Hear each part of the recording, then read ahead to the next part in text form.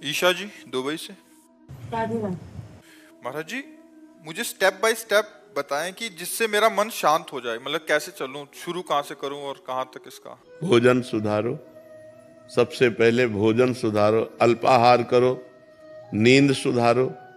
नींद सुधारने का मतलब 5 घंटे या 6 घंटे जो टाइम रखो वो रात्रि में होना चाहिए और ब्रह्म मुहूर्त में उठना चाहिए। अगर स्टेप बाय स्टेप चलना चाहती हो तो पहले भोजन सुधारो। आपका भोजन सात्विक होना चाहिए, पवित्र होना चाहिए और धर्म के द्वारा कमाए हुए धन से होना चाहिए। दूसरा, आप अपनी नींद सुधारो। नींद में 6 घंटे सोने को होने चाहिए। 10 बजे से लेकर 4 बजे तक कितना समय हुआ है? हाँ, 4 बजे ठीक ब्रह्म मुहूर्त में उठ जाओ।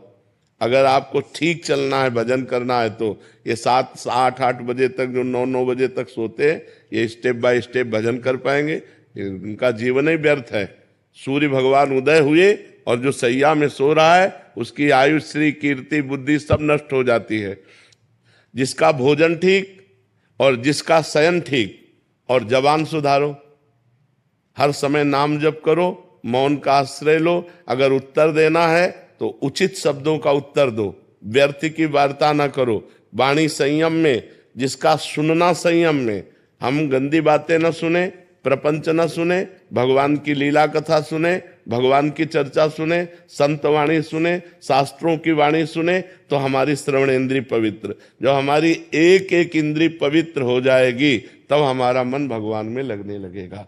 और समस्त शास्त्रों में वर्णन है, नवधा भक्ति से श्रेष्ठ कोई साधना नहीं है।